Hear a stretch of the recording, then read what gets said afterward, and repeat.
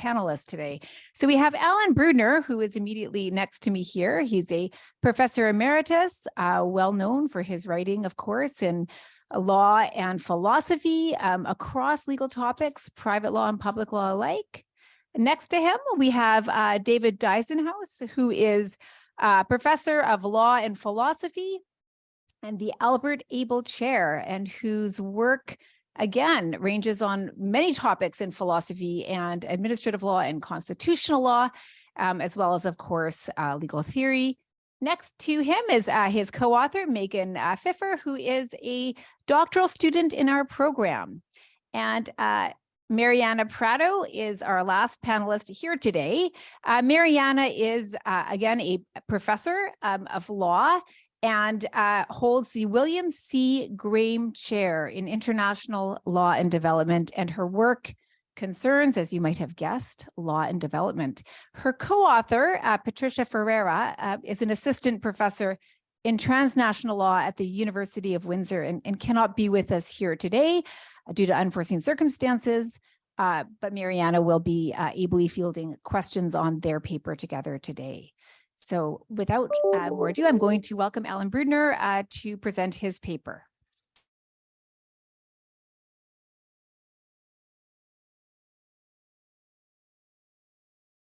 Good morning. Is this working? Good morning. Well, I'm primarily a legal theorist who knows just about what an average person would know about the science of climate change, and who really knows almost nothing about what regulatory techniques will avoid a climate catastrophe without creating an economic one. And so when Dean Brunet asked me to participate in this conference, I was reluctant, worrying that I might not have anything worthwhile to say. But then the West Virginia case came down in the U.S., and I read it, and I thought that, this case will have a tremendous impact on climate policy in the U.S. in a bad way, and it's just laden with political and constitutional theory. In fact, a particular theory of the liberal democratic constitution determines the result in the case. Some of you may know that the court struck down the Environmental Protection Agency's climate measures under the major question doctrine, which says that executive agencies can't make decisions having great social and economic impact without clear congressional authorization. The major question doctrine, said Justice Gorsuch, protects the separation of powers. And the separation of powers reflects, he said, the framers' belief that a republic would be more likely to enact just laws than a regime of largely unaccountable ministers. So for Justice Gorsuch, the separation of powers enshrines Republican self-government, and Republican self-government demands that a law steering the nation toward clean energy is for the democratically elected legislature, not an executive agency, no matter how ill-informed the electorate is about the climate effects of burning fossil fuels or how expert the agency. Now, the question I take up in the paper is whether Justice Gorsuch's understanding of the separation of powers is the correct one for the constitutional state, or only for a particular type of constitutional state. And more broadly, can a constitutional state give an environmental agency the rulemaking powers it needs to deal effectively with climate change? In other words, must we choose between our civic freedom as citizens of a constitutional state and the robust executive power needed to moderate global warming, or can we, or can we have both? Now, in addressing these questions, I don't focus on any particular national constitution or what it permits, but rather I focus on what the concept of a constitutional state permits. And to reach that concept, I draw out what is implied in the colloquial understanding of a constitutional state as a state governed by laws rather than by, in the colloquial expression, men. So a constitutional state is one ruled not by any natural person or group of natural persons or countervailing groups of natural persons, not by a ruling class or party or coalition, but by laws and decisions under laws that all subjects regarded as free and equal can own. And I distinguish between two conceptions of the constitutional state understood in that stringent way, and then I compare them with respect to their capacity to give an environmental agency the rulemaking powers it needs to deal effectively with climate change. One of them puts us to a hard choice between civic freedom and executive power. The other gives us both. So on one view, the constitutional state is a constitutional democracy held to its own self-rule concept by a judicially construed Charter of Basic Rights, restraining self-interested majorities, and by the judicial review of executive acts as legally authorized or not by the democratically accountable lawmaker. Now, today, most people equate the constitutional state with constitutional democracy because that's the type inaugurated by the revolutions the revolutions against autocracy and aristocratic privilege that gave birth to the modern world.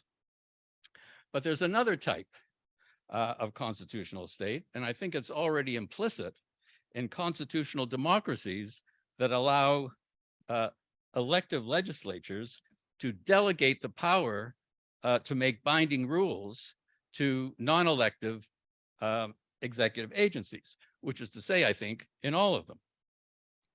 So according to this conception, the constitutional state is one whose political institutions unfold from the concept of law for the purpose of actualizing the rule of that concept. Here, in other words, democracy is not the foundational principle of a constitutional state.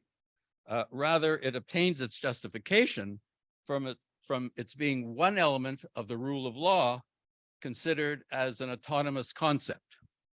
And by an autonomous concept of law, I mean one that unfolds its constituent elements free of the assumption that we natural persons create laws binding order for the sake of our interest as natural persons.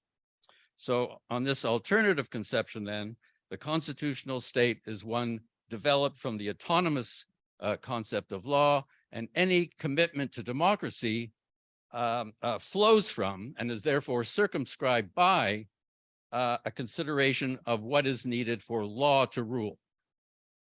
Now, in order to compare these two conceptions of the constitutional state with respect to their capacity to give an environmental agency the power it needs to deal effectively with climate change, we need a pure theoretical model of a constitutional democracy, as well as a pure theoretical model of a state whose institutions unfold from the concept of law. And for these models, I turn to two towering philosophers of the constitutional state, Jean-Jacques Rousseau and George Wilhelm Friedrich Hegel. In The Social Contract, Rousseau constructs the model of a constitutional democracy with uncompromising stringency, while in The Philosophy of Right, Hegel does the same for the pure model of a state unfolded from the concept of law. Now, a discussion of these thinkers might seem to transport us far from our climate woes to the beautiful shores of Lake Biel in Switzerland, where Rousseau took his solitary walks, or to the Bernese Alps, where Hegel took his. But it really doesn't take us far from the climate crisis, because, as Andrew Green has reminded us, institutions are as much a factor in the success of climate policy as good science and efficient regulatory technique. And so an inquiry into the regulatory capabilities of the constitutional state, as understood by its mightiest thinkers, must be part of any debate about what climate actions government agencies may or may not undertake. So first, Rousseau. So for Rousseau, the only legitimate sovereign is the general will in each of us.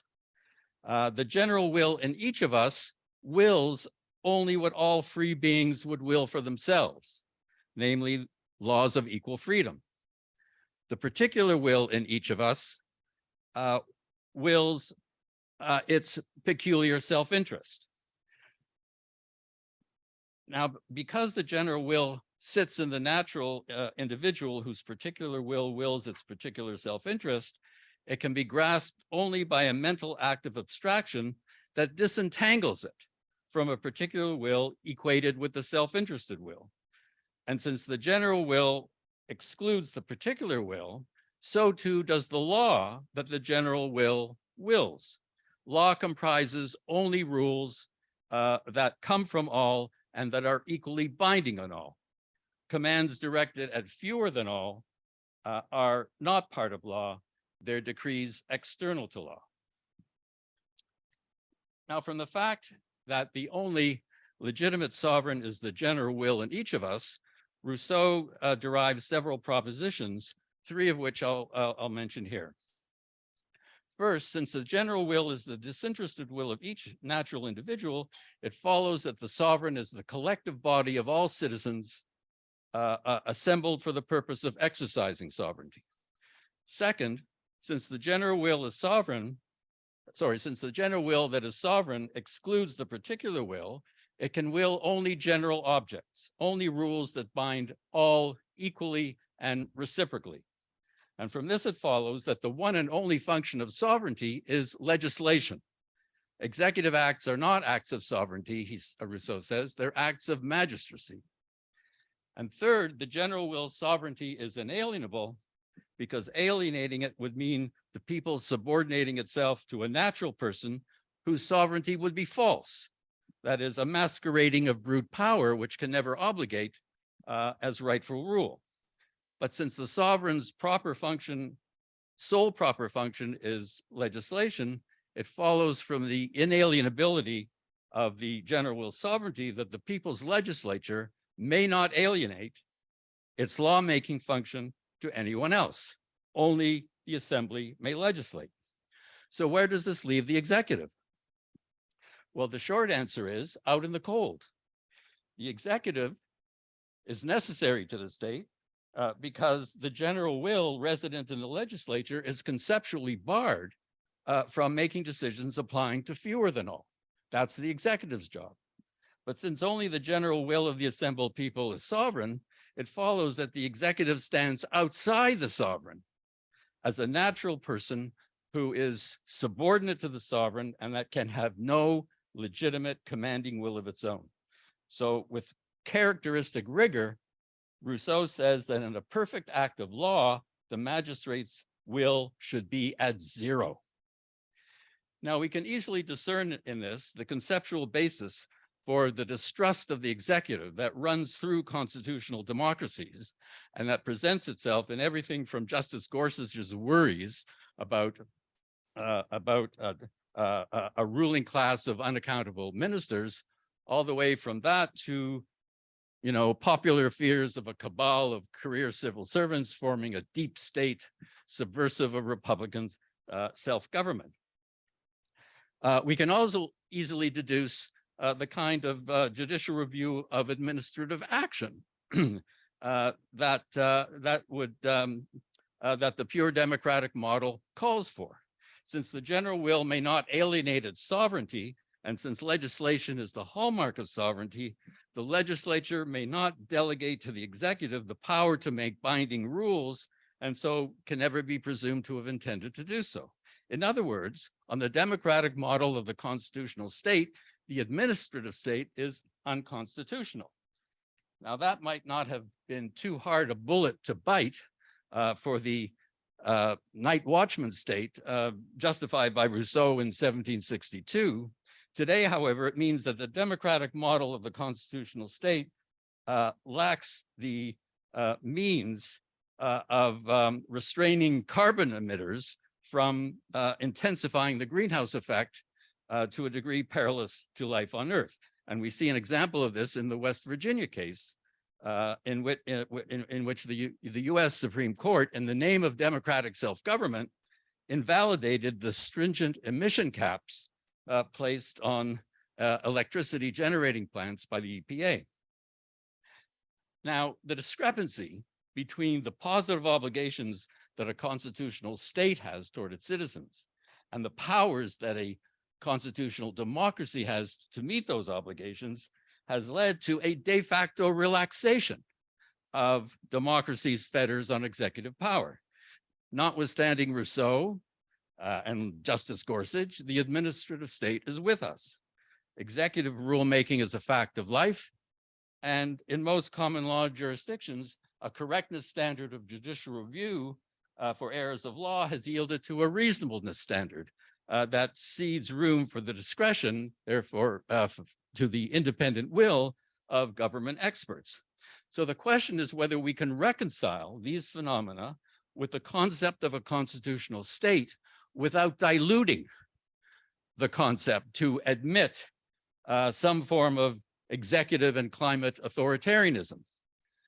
It's easy enough to justify a robust executive power within a compromised constitutional state, as Kant does, or within a gunman state adorned with the trappings of constitutionalism, as Hans Kelsen does. But the question is whether there's another conception of the constitutional state that, while satisfying the stringent concept as well as Rousseau's, can accommodate the administrative state. In the paper I wrote for the conference, I argue that Hegel's model of the constitutional state is such a conception. So my time is running low, so I'll just say that the paradigm shifting move that Hegel makes is to set law's concept free of us individuals, right? His move is to contemplate the concept of law as it independently presents itself to cognition, undistorted by having to abstract away from the self-interested will of the natural individual. And when you regard it that way, law is more than the content of a general will, because law would not be the law of anything if it remained something indeterminate and unrealized.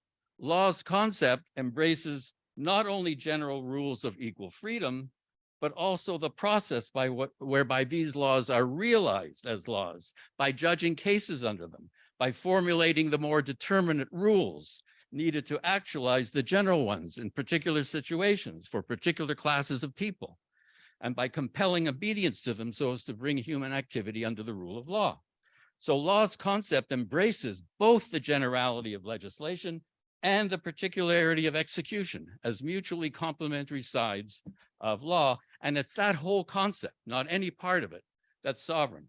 And this means, most importantly, that the principle of legislative supremacy is abolished. And with that, everything Rousseau says about executive power is superseded. And more specifically, the legislative assembly may now authorize an agency to make binding rules without alienating its sovereignty, because it has no sovereignty to alienate. And because, not being sovereign, it has no rightful monopoly on binding rules. Now the People's Assembly vets the generally applicable policies proposed by cabinet, while the lower executive makes the secondary rules directed at particular actors needed to implement the policy under specific conditions subject to notice and comment to those especially affected. Now, I'll close with this.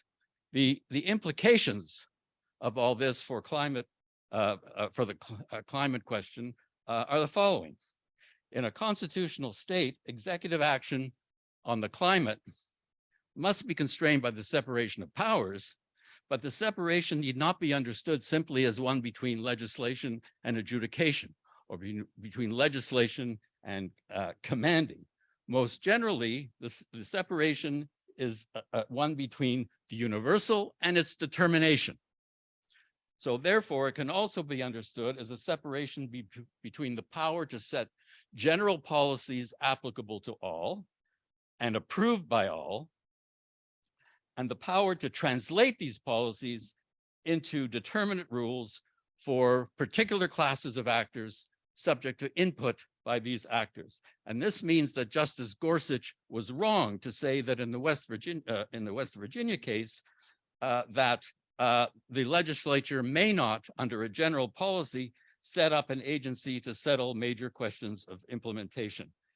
In the law-centered constitutional state, Henry VIII clauses, that is, clauses that give the executive the power to amend the legislation, those are unconstitutional, but broad regulatory power to particularize general laws is not. And that, I think, is good news for those who love both freedom and planet Earth.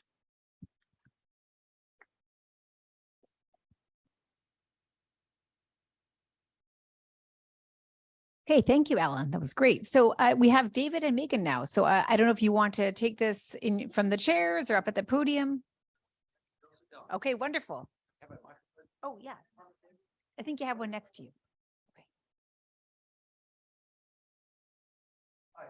Is this working? Right. Good morning, everyone. Thank you very much for having me here. Thank you, Jutta, for inviting me, and all the others who've made this conference possible. And I'll try to pick up where Alan left off. We disagree about some things. He dissed my hero, Kelsen, who I think has the best explanation of why we can have everything that Alan wants us to have. But we do agree on Rousseau. And I think it's interesting that Rousseau, just a few years after he set out this wonderful vision in the social contract, wrote a letter to a friend and said, actually, none of that stuff that I set out there works. And what we have to resort to, he said, is a strict Hobbism, by which I think he meant executive rule untrammeled by any constitutional constraints. And so I do think we have to find a way of placing the executive within the constitutional order. And indeed, to go back to another of my heroes who Alan forgot to diss this time, that is Hobbes.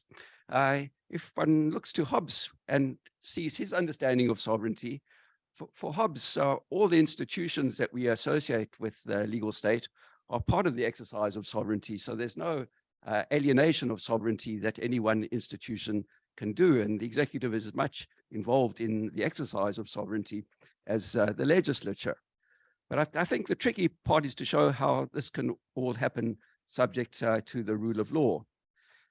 And here we do hit a difficulty. So Alan distinguished between Henry VIII clauses, which seem to empower the executive to legislate, and those should be unconstitutional. But then how does one distinguish between very generous delegations of administrative authority to agencies and Henry VIII clauses? It's not often that easy to do. And indeed, that's the problem that I think we're dealing with in this paper. And the person who is our foil here is the German fascist jurist Carl Schmitt, who argued that any attempt to deal with emergencies observing the constraints of the rule of law will fail. And what this shows, he argued, is that really the executive is the true guardian of the Constitution. And now, while this may seem all esoteric, Schmitt is everywhere these days, and he's even in the literature on on climate change. So in no less a journal than the American Political Science Review, the flagship journal of American political science, there was recently published a paper by a fellow called Ross Matiga, and the title is Political Legitimacy, Authoritarianism, and Climate Change.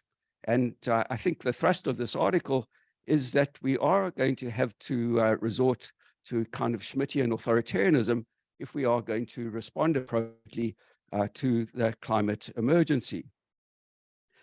And I think the thrust of our paper is that while there is an emergency when it comes to climate change, that doesn't mean that the response to that emergency is one that need escape the rule of law. It is possible, we think, to learn from our experience in trying to respond to various different kinds of emergencies through the rule of law, and to craft a rule of law response that we'll certainly need if, as I think Kim Robinson suggested yesterday, that we're going to need the state to be in charge of that response. There is going to have to be action over a long period of time. We're going to have to ensure that the action that's taken is consistent with our view that we live in a democracy. And I think this came across strongly yesterday in the paper that Chris and Olivia presented, where we assume that whatever we do, we need to do in a world where we regard ourselves as free and equal citizens. And that it is the case that when we look at Canadian recent history, there is something quite similar to this West Virginia case, and that's the reference read the Greenhouse Gas Pollution Pricing Act. And in this case, we find in the dissenting judgment some perhaps uncomfortable echoes of the turn to climate authoritarianism. And we do prefer the majority judgment, but there are some flaws in the majority judgment when it comes to the way that it scrutinizes the empowering legislation. But we do think that those flaws are repairable, and so that there's no real long-term problem for the rule of law. So now to do all of the heavy lifting, I'll pass it over to Megan. Thanks very much. And thanks everyone for being here today. So yes, as David just mentioned, we do see the sort of suggestion that we might have to choose between our basic constitutional commitments, like those to the rule of law, and adequately addressing climate change, even in Canada, even at the Supreme Court. And so the main thrust of our paper is that those who are presenting this as a choice are presenting a false choice. So in the Greenhouse Gas Pollution Pricing Act case, we see a number of concerns raised about the rule of law in relation to the scheme, because the scheme delegates a great deal of discretion to the governor and council under the act to articulate a lot of the details of the scheme. And so in particular, Justice Cote at the court raised a number of concerns, essentially that broad discretion couldn't be reconciled with the rule of law because it allowed the executive essentially to act arbitrarily because there weren't adequate constraints under the act on executive authority. Now, our suggestion in our argument is that a lot of those concerns are based on a misreading of the law, and they're overblown if we apply sort of basic administrative law principles to executive discretion under the scheme. However, there are some sort of loopholes within the scheme that are concerning, and so the scheme could be improved upon in terms of its rule of law compliance. So first of all, the scheme, the GGPPA, does not require government to do any process of consultation with affected stakeholders to determine what kinds of interests are at stake before implementing regulations under the scheme. The Act delegates discretion to Cabinet, which deliberates in secret, and so there's no guarantee that an adequate record will be produced in order to facilitate judicial review for justification of the regulations under the Act. There's also no obligation under the Act for any executive officials to provide reasons for regulations promulgated under the Act. And so, I mean, the dissenters in the Greenhouse Gas Pollution Pricing Act case were obviously showing a degree of sympathy to industrial interests here. And they were concerned that the discretion under the Act might be abused in a way that sort of decimated heavy carbon emitting industries. But in the paper, we want to suggest that it actually cuts both ways, the concern about discretion, because if we want to have effective schemes that are implemented properly to do what they're supposed to do, we need to implement these sort of accountability mechanisms so the implementation occurs. So we suggest revisions on all those fronts, but we also don't sort of suggest them as a complete solution. We do think that addressing climate change is going to require a sort of iterative process, a process of learning from experience in order to determine the correct balance between accountability mechanisms and ensuring that the executive has adequate discretion in order to respond to the sort of complex and adaptive nature that adaptive issues that climate change presents us.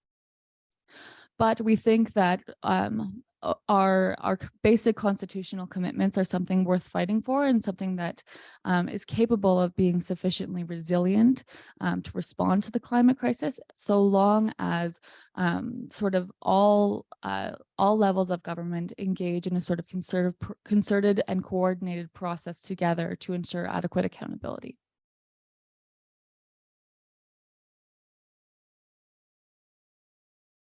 Thank you so much. So we have Mariana, you will speak 10 or so minutes on your paper, and then we will proceed to questions. Thank you. Thank you. Thank you to the organizers for the invitation. It has been amazing to immerse myself in this literature and learn so much. And I should confess that it's a bit depressing, this literature. It's hard to wake up every day when you know that all the things that are forecasted to happen are going to happen. So I just want to thank you for opening my eyes to this problem, for organizing this conference and inviting us to think collectively about this. I also want to thank my co-author, Patricia. She was planning to be here. Unfortunately, she had unforeseen circumstances, but she's the actual expert here. So we're losing a great deal of richness by her absence, but I hope you will see her contributions in the paper. So let me start by trying to connect my paper with the other papers in the panel. I think we're all trying to ask how institutions can help us deal with the climate problem. The difference here is that the previous two papers are doing that analysis domestically, and our paper is moving internationally. So we're asking whether international institutions will help us or will be able to help us deal with the climate crisis. And the title of our paper is Who is Paying for the Cost of Climate Change? So within that big question of dealing with climate change, normally there are three pillars that have been defined internationally. One is mitigation. We try to reduce the consequences of the problem. The other is adaptation. We buy air conditioning, as we discussed yesterday, so people don't die when there is a heat wave. And the third one is loss and damage. And our paper is focused on solely this third pillar. And what does that try to deal with? That tries to deal with, once disaster strikes, how are we going to deal with this? So it assumes that the mitigation measures haven't been as effective as we would like. The adaptation also hasn't been put in place, and disaster will take place. It has been taking place already, and loss and damage will ensue. So the question is then, how do we address that? So just to illustrate to you how this problem is not a problem that we're going to be dealing in the future, but we're dealing with it already. You probably remember that in 2022, last year, Pakistan was hit by particularly heavy monsoons, and the consequence of the disaster was $30 billion in damage. This is equivalent to 90% of the country's GDP, right? So once monsoons of an intensity that had never been seen in the history of the country strike, and you have that kind of damage happening, what happens? Well, we need a lot of money.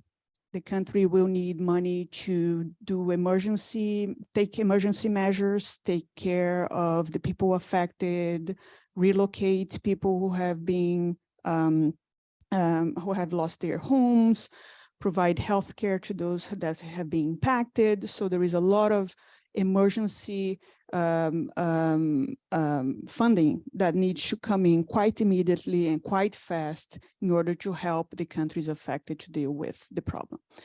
But then after that, there is a little bit of longer term needs that will kick in, which is rebuilding everything that has been destroyed, trying to reconstruct a sense of normalcy, and trying to resume life. So you probably all are aware, for instance, of how Haiti has been struck by hurricanes, and reconstruction hasn't really been successful. So the country keeps being trapped in this poverty situation where nothing is moving forward effectively, right? So our paper is basically asking, how do we design a scheme that will help countries struck by natural disasters caused by climate change, will handle their short-term and long-term needs to deal with this effect of the disasters.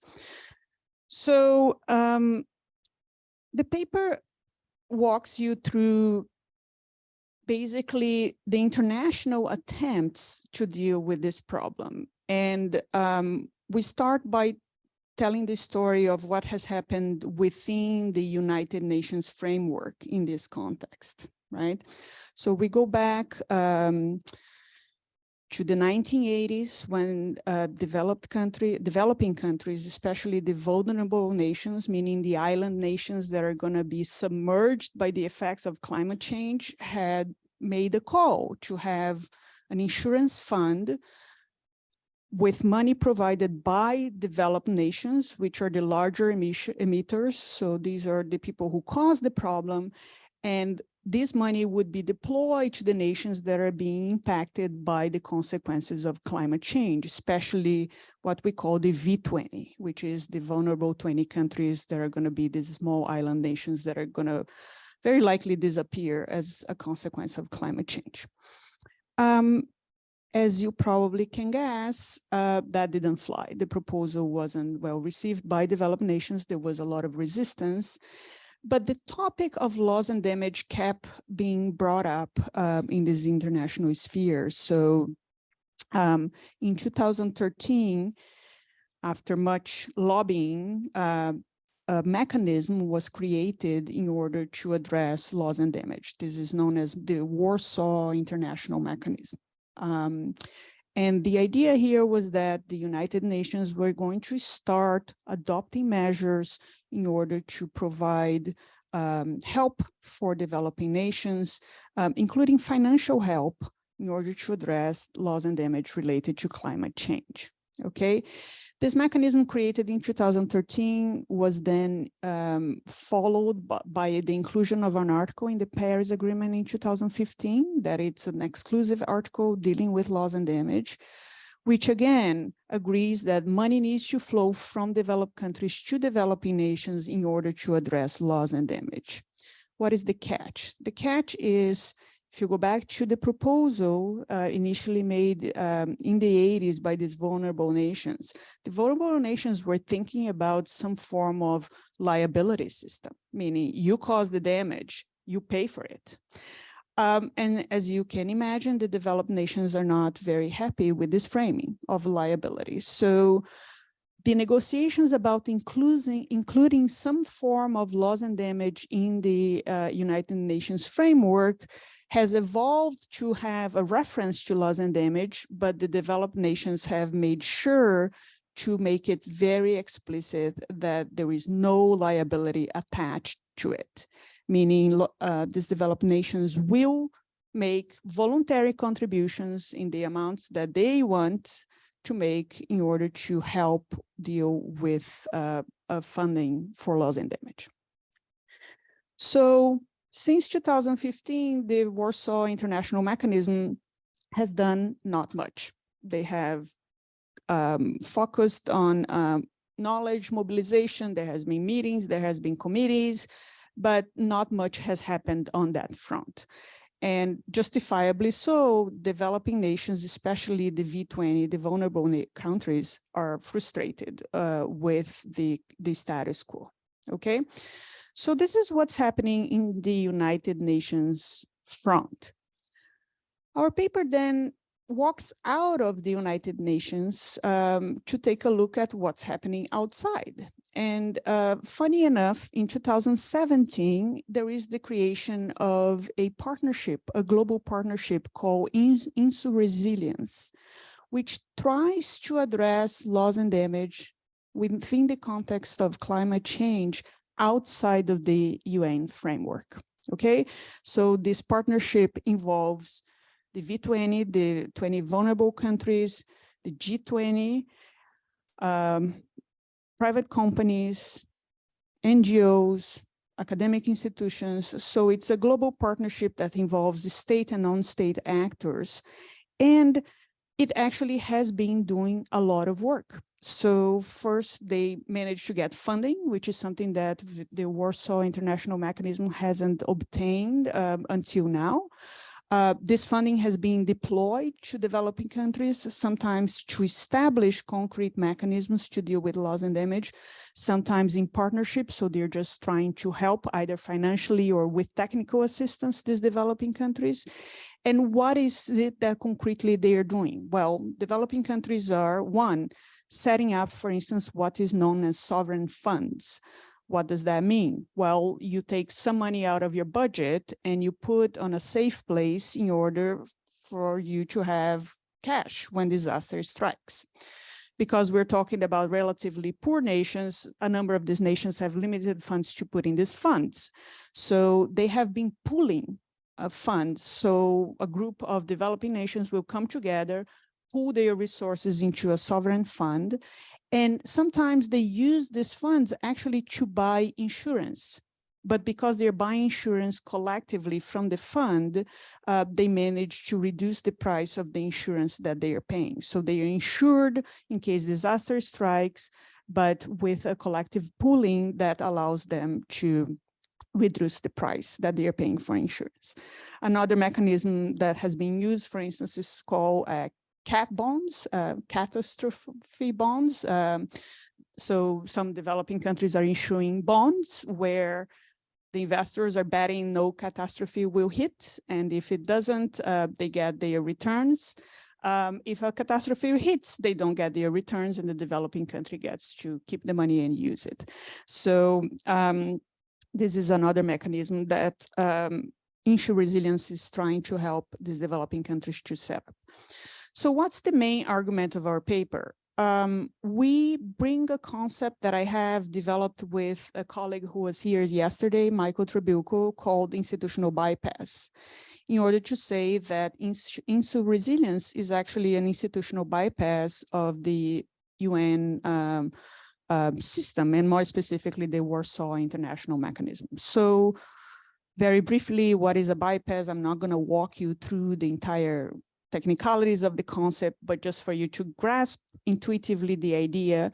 An institutional bypass keeps the dysfunctional institution in place, doesn't try to change it, but it operates in parallel to it performing exactly the same function. So you have some kind of competition going where people who are trying to get that service, for instance, some kind of compensation for loss and damage, if they are unhappy with what is being provided by the dominant institution, they can move on to the bypass.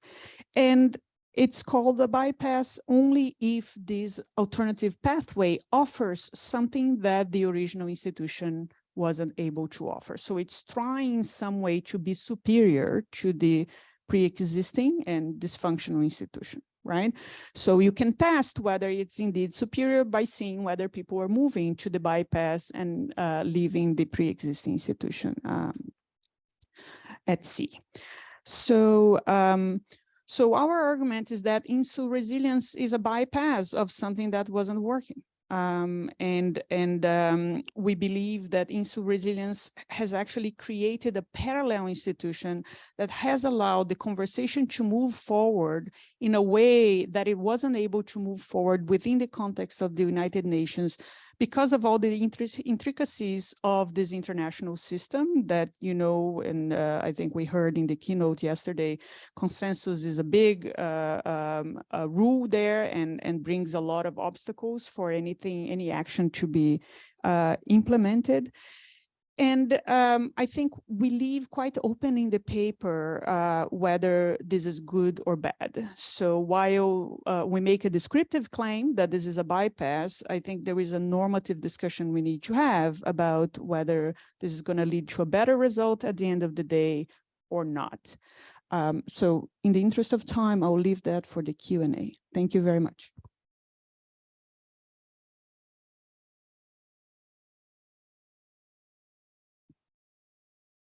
Okay, so great. We have some time for questions, and I've already received a few, and I think I'll just begin with those.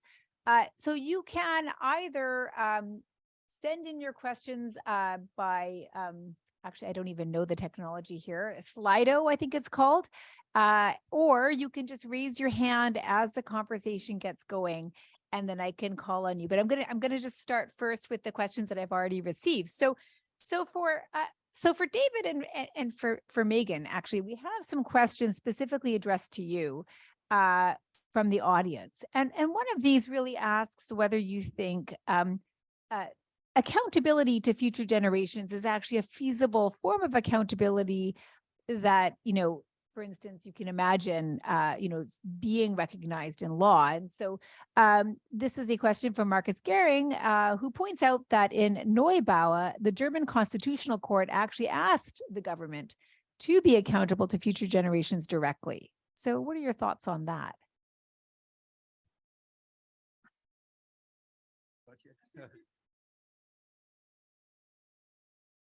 I think I'm going to try to answer by remembering how Olivia answered a similar question yesterday. And in a way, I think that if we put in place proper accountability now, we will also do the job for future generations. I'd rather not see these things as trade-offs. And so if we do everything that we should be doing in order to respond to this emergency, which, as I think Trudeau told us yesterday, means solving a lot of other problems besides the problems that the climate emergency presents us with. Indeed, to go back to Robinson's talk yesterday, we might need to rethink the role of the state and go back to some older conceptions of the role of the state in promoting the interests of all who live subject to the state. And perhaps that will take care of the problem of future generations. That's the optimistic take. Okay, great. Now I have a question actually specifically for Alan. And so Alan, the question is, can we distinguish an urgent issue, an emergency like climate change, from emergencies like war? And I guess the gist of the question is, if we can not distinguish them, ought we to allocate or to recognize the same kinds of emergency powers within the constitutional order that we would allow the state in times of war? So I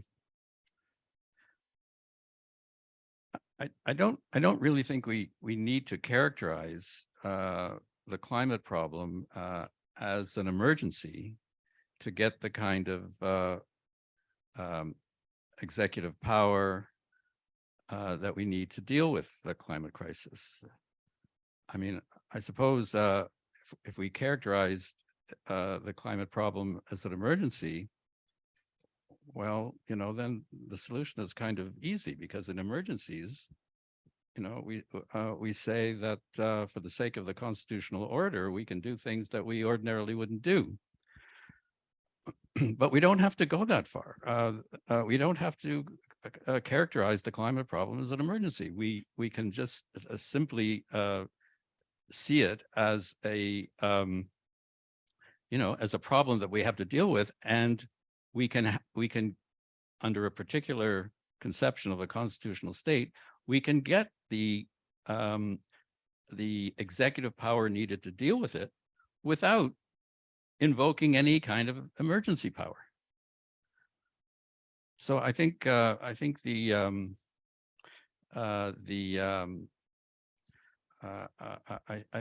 question puts the climate question within a framework that that's not necessarily applicable to the situation we face.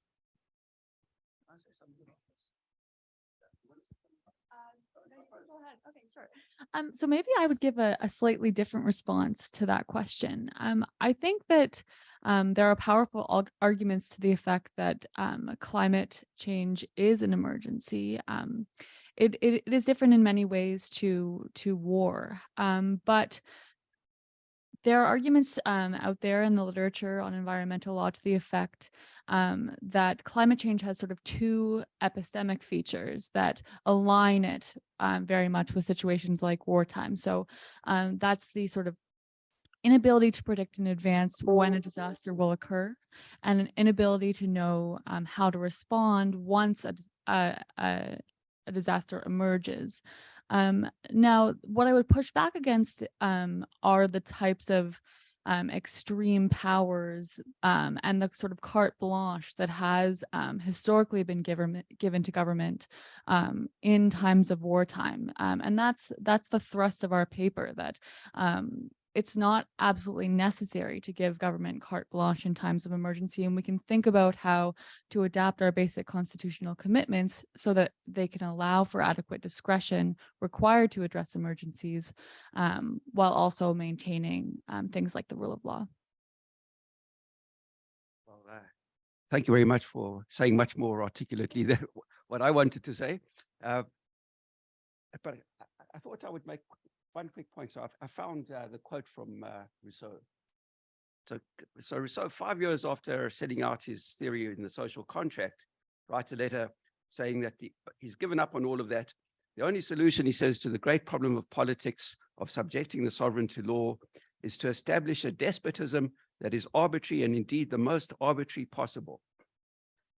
And when I look at Gorsuch, or I look at the dissents in the case that Megan told us about, I see a kind of worrying strategy, because I think for Gorsuch, it's well known that he wants to get rid of the administrative state.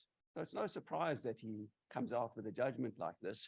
Indeed, the way the judgment works is that the requirements of the rule of law are so stringent that the state can never meet those requirements. And I think we get the same theme emerging from the Brown and Cote dissent in the Canadian Supreme Court case. And then the Matigo article that I referred to, the idea there is that, well, if there is an emergency, and since we have to give up on the way that the state ordinarily deals with problems, then the only organ of state that we can trust is the executive. So far from keeping the executive within the constraints of the rule of law, I think the strategy of argument is ultimately to free the executive, which is why we get titles like climate authoritarianism. So I think there's actually a very interesting political strategy that lies behind these judgments, perhaps not a Kantian view of the correct boundaries on the administrative state, but rather a view about where authority in our societies is correctly located. And that authority will emerge when we find that we're unable to cope with the situation that we're confronting by using ordinary means. Okay, I have a question for Mariana now. It's actually a cluster of questions around the development of the I hope I don't mispronounce this, insur resilience mechanism. So the question really concerns why that mechanism developed outside the UN system. So is it because UN debates are caught in polarized South-North discourses around historical responsibility? In particular, the Global South's concern to maintain that argument, which might be undercut by bypass. So that question actually captures a couple of other questions on a related topic, right? So I wondered if you might take that one. Yeah, thank you. Thank you for this question. I think there is an empirical dimension to this question that we're not really able to answer. Like Patricia and I, we started investigating this, and what we concluded is we would love to do more interviews with the actors involved in order to understand how this came about and the motivation and everything. And we haven't done that work yet, right? So a little bit of what I'm going to say is speculative, but I think there is a sense of urgency, like the disasters are striking already. These vulnerable nations need the money already, and the UN system wasn't moving fast enough. So something had to happen, and so much so that the V20 are one of the leading groups behind this strategy, right? So it's not like this strategy is happening against the V20 will. They are behind and leading it. So that tells you that they support it to a certain extent, but they keep going back to the UN system to press for a global fund for loss and damage. And actually such a fund was announced at the end of the COP27. So in a way, I think our speculation here is that the V20 sort of saw this as an immediate response for their immediate needs, but it could be a very unsatisfactory response because they are paying for it. It's their money. They are just getting assistance to set up the mechanisms, but at the end of the day, they're not getting the redistributive dimension of money coming from developed nations in order to help these vulnerable nations. There are some, to be fair, there is some donations. Germany is the biggest donor behind the insur resilience. So it's not only developing nations' money, but the essence of it is they are still funding their own, covering their own costs, right?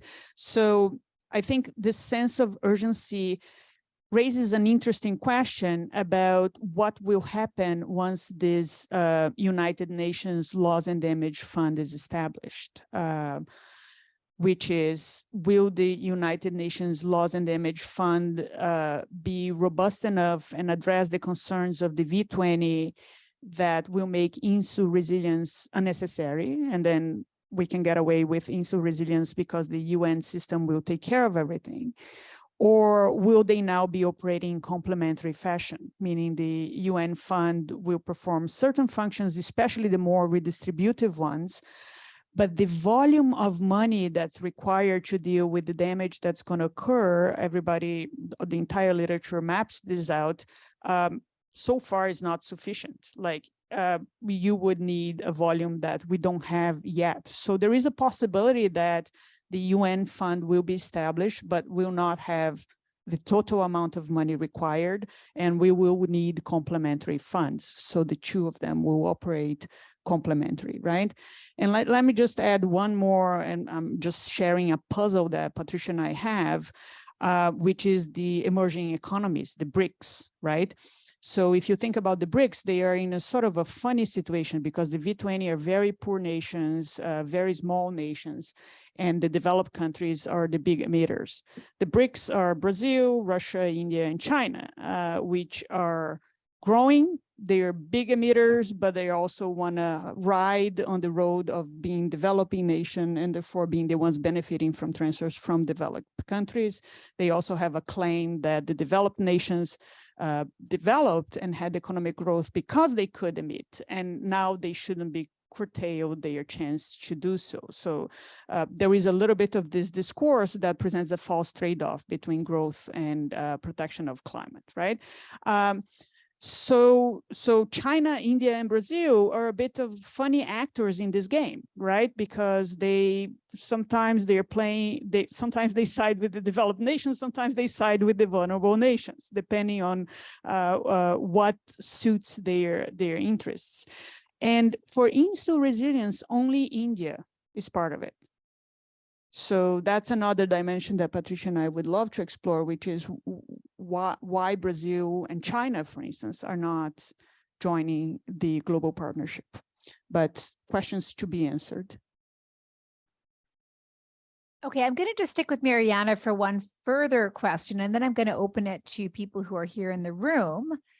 So this question really concerns a question of management of funds. So you've talked about the sufficiency of funds, but the question here begins with an observation from the questioner. So a problem I see in global South countries is that these special funds for ecological problems are opaque in their management and not subject to the same level of scrutiny as normal appropriations. How can we have a better framework for management of climate change funds, the questioner asks. And so this is a question, of course, of institutional structures that ensure that funds are used in a way that I think gives a level of confidence on those who are asked to contribute to them, but also ensures their efficacy. So what are your thoughts on that, Mariana? Yeah, I think that's a huge question, but maybe I would start by making a distinction between domestic and international, right? So I think there is a concern here, which is once, for instance, a country sets up a sovereign fund for their own management of their own disasters, we could talk about what's the governance structure of this fund. And I think a number of the questions of the previous papers will come in, right? Is this fund going to be under the discretion of the executive branch with no accountability mechanisms, or are we going to set up a fund that is available to the government, but there is going to be some checks and balances in place, which may slow down disbursement in a time of emergency, but will ensure good management and not abuse of the funds, right? Now, still within the domestic sphere, I think we need to add the fact that these are developing nations. So they don't have proper healthcare. They don't have proper education. There is no provision of potable waters in large regions of these nations, right? So a little bit of what we're going to be dealing with in the domestic sphere is how is the government going to justify putting aside money for a potential future disaster when people don't have water, healthcare, food right now, right? And I think this tension will present an interesting conundrum for the accountability mechanisms, which is the accountability mechanisms need to have, you know, a way of accounting for, I'm not going to save for the future disaster right now. I need to feed people first, you know, and when can you make those decisions? Now, in the international sphere, I think the debate becomes slightly more complicated, but maybe I can simplify it by saying what developing nations are pushing for in the UN system is a fund that is democratically managed. So the developing countries would like a fund where money is put there to benefit developing nations, but there is a democratic governance system where all the nations, the contributors and the beneficiaries will have a say and decide how to disburse the money, right? Easier said than done within the UN context. So you can see how, for instance, insular resilience is moving a little bit to executive discretion, right? Like we don't need to rely on such complex governance structures and we can get a lot more done, except that maybe you're not getting all the voices in the table. That being said, the governance structure of Institute Resilience is quite inclusive of all the members involved. So I would give them a little bit of credit on that front. Okay, so I would like to invite members of the audience here just to raise their hands. I know we had one hand up already. So if you don't mind introducing yourself as you ask your question, that would be great. So please go ahead.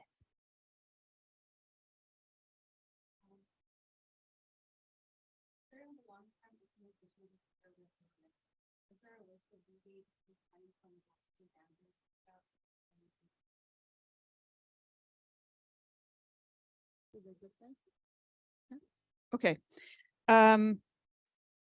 great question. So the Prime Minister of Barbados seems to have a proposal that has been receiving a lot of attention lately, and it's called Bridgetown Initiative. So she is proposing an overhaul of all the international development institutions, IMF, World Bank, all the multilateral development banks.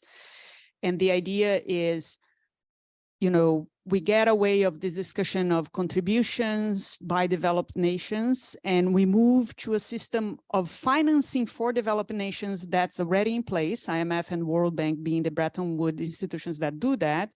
But we focus that financing on climate with favorable terms to developing countries.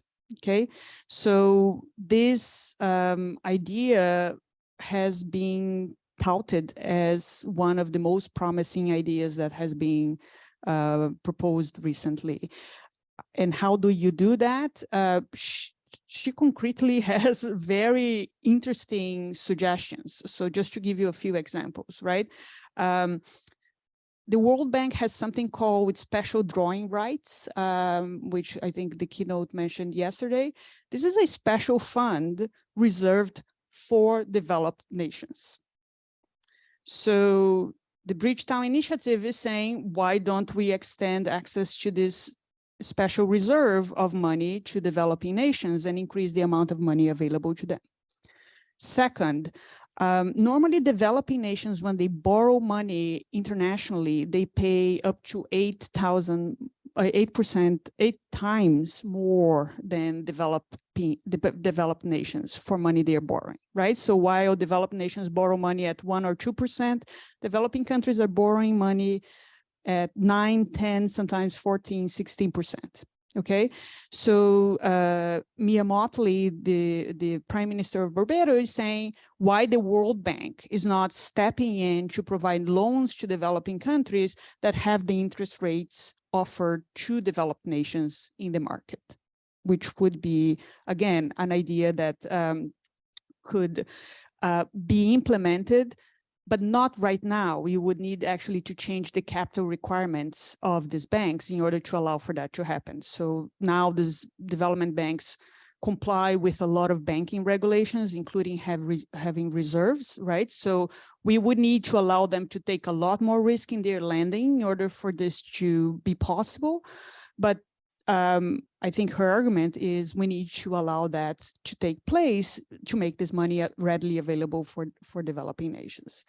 And the last dimension of the proposal is, if a developing nation is already in debt with these international institutions and a disaster strikes, all payments of the debt should be suspended until they recover, right? So this, again, is to give them some room, some financial room to deal with the disaster, and then they can resume payments.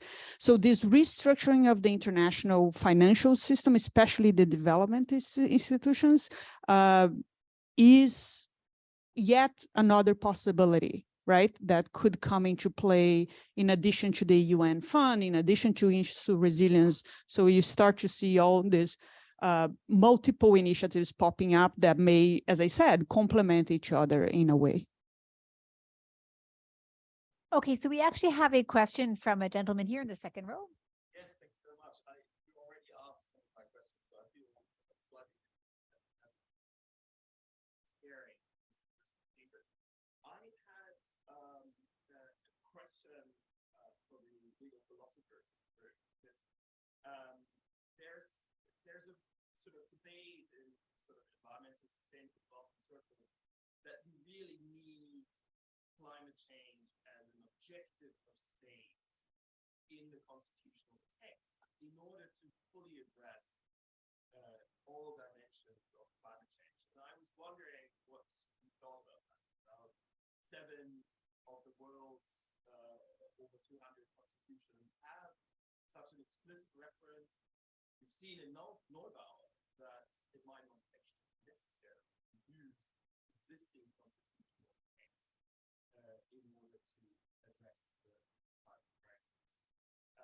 And given that changing constitutions, especially in Canada and the US, is so complicated, that might probably be the only way to fully agree to the constitutional dimension. Alan or David, would you like to, Megan, would you like to? So can I just ask, would the effect of entrenching the climate problem in the Constitution, would the point be to justify and authorize extraordinary powers?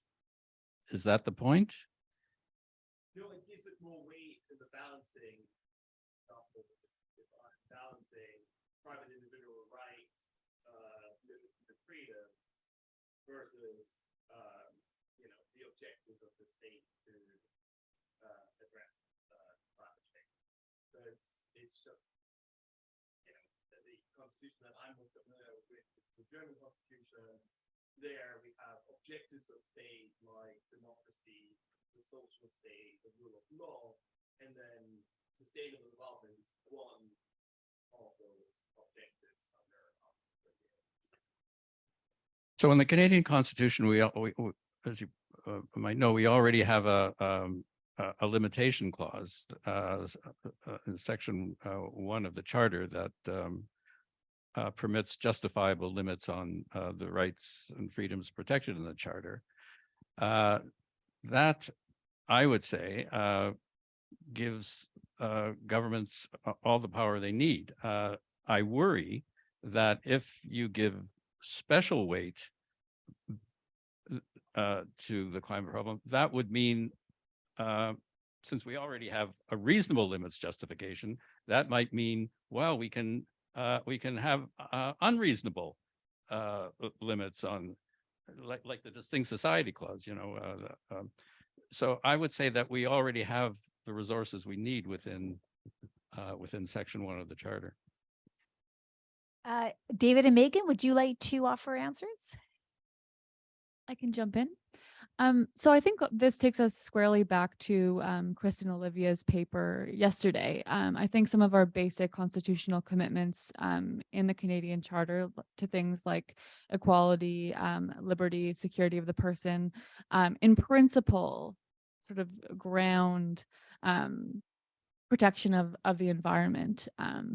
The sort of practical question is convincing courts to recognize those basic principles. And so it seems to me that to sort of lend some courage to courts and lend some legitimacy, it might be better if we had explicit textual recognition. At that point, you also don't have the threat of a subsequent iteration of the bench overruling past decisions, as we've seen, sadly, in the American context over the past year. So I think, yeah, in principle, it's there, but in practice, it may not be. One quick thing, and that is to get this into the text in Canada, you would need a huge amount of political will. And if we could have that political will, then we wouldn't need it in the text. So the problem is getting the population and the government governments to decide that they really need to deal with this issue. If we can get that done, I think that's a task, not expressing it in the Constitution. Jutta has a question.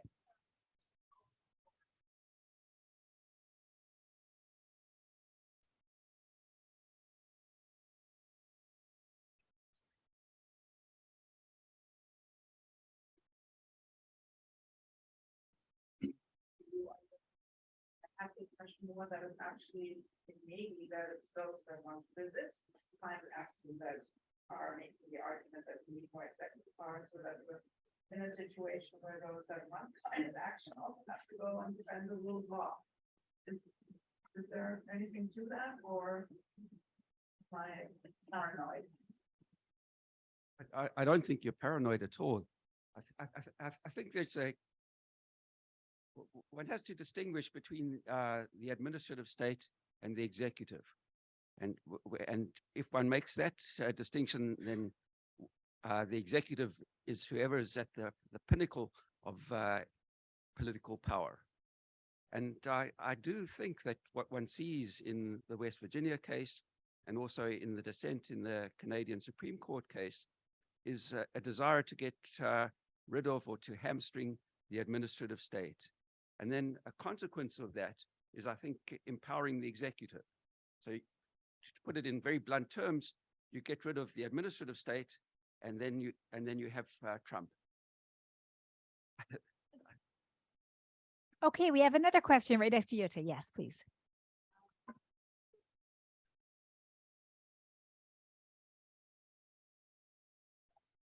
That, I think Miyamoto's proposal is a really important aspect to all of that, because it's a major issue right now before we deal with the climate crisis.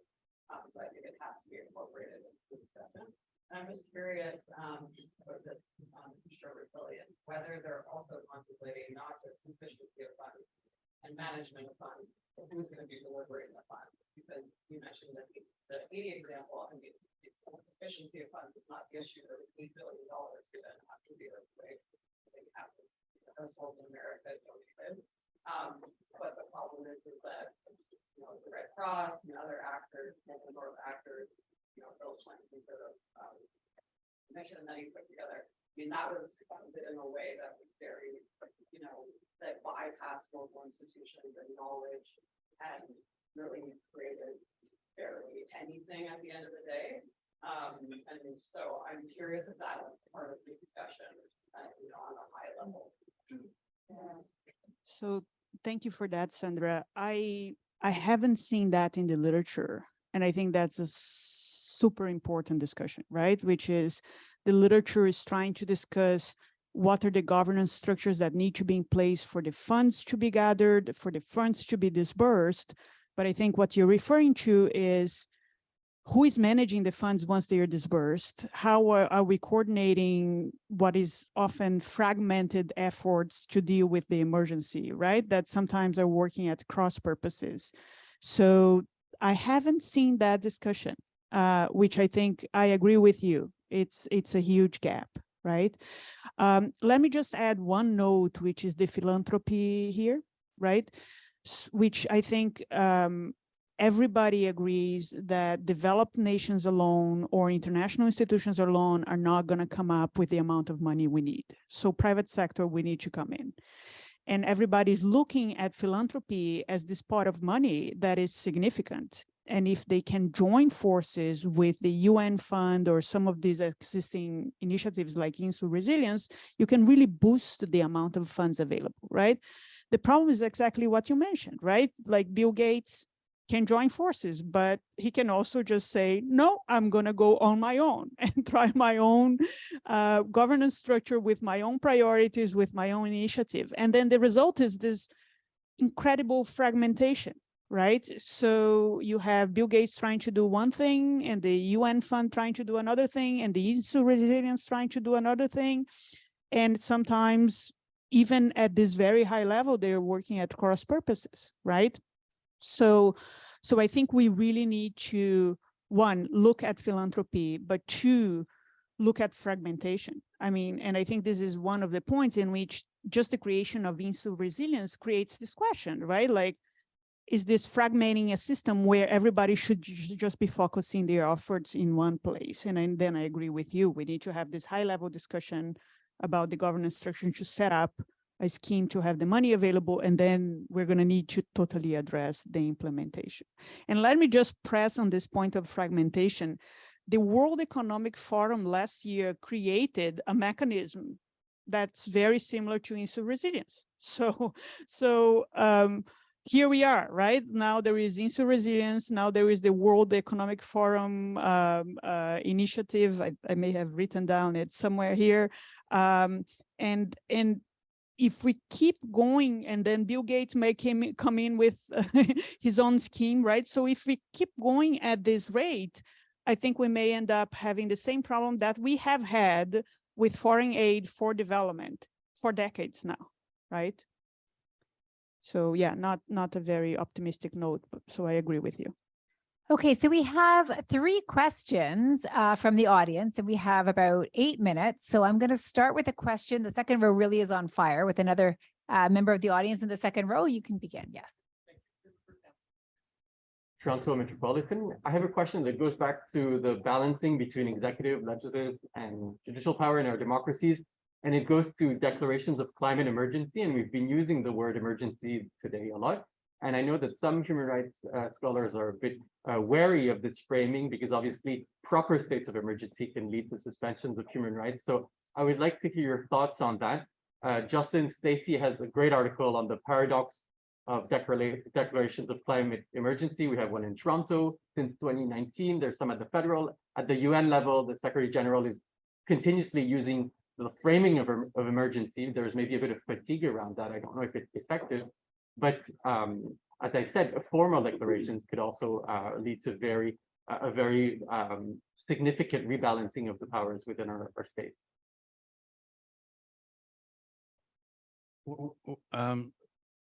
So again, I worry that that putting the climate problem into the category of emergency courts all the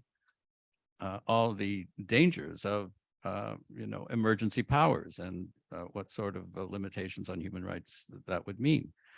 I think we're moved to jump into the category of emergency powers by a particular theory of the constitutional state, according to which the executive power is a problem, is inherently illegitimate, right? So as long as we're within that framework, it seems that we can only justify the executive power needed to deal with climate change under an emergency framework.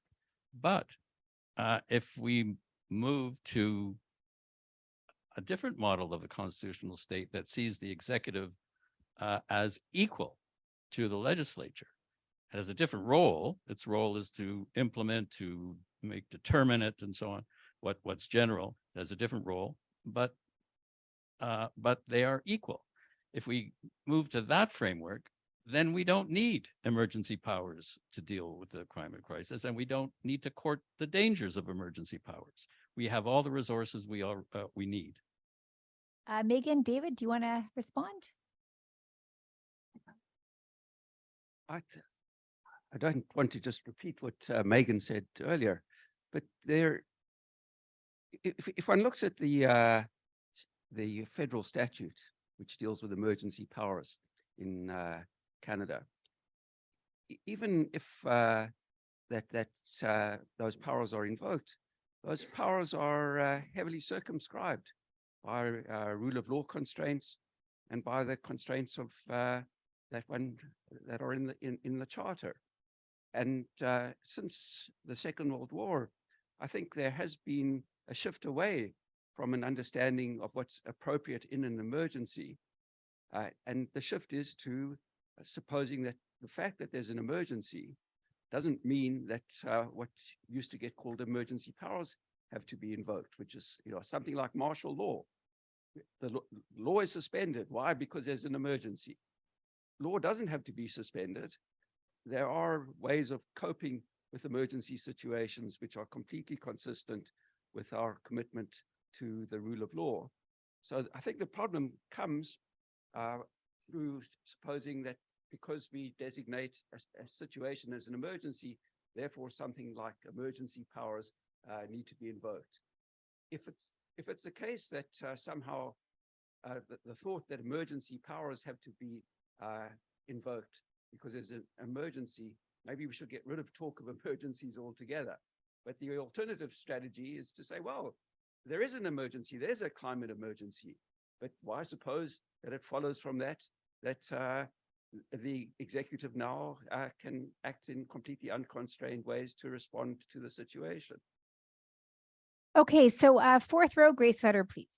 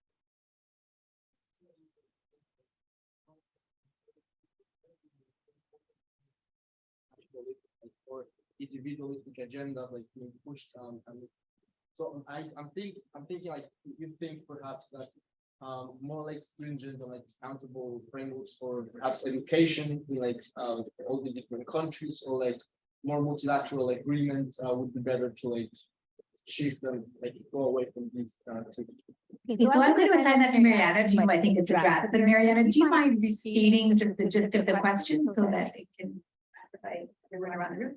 Yeah, I think it's a huge question, but maybe I can try to restate it by saying I think he's concerned about one, the individualistic discourse at two levels, right? One is each nation on its own. So why should I care about climate change, which is a global problem, when I have poverty to deal with in my own, borders? And then I think there was another dimension to the question, which is this discourse of the trade-off, right? Like maybe I should invest in fossil fuels and promote growth to reduce poverty, and somebody else will take care of the climate crisis, right? Why should I be taking the heat as a country, reducing my growth in order to help resolve a problem that's a collective one? So does that capture? And then specifically, you're asking, are there mechanisms to make countries change the way they're behaving?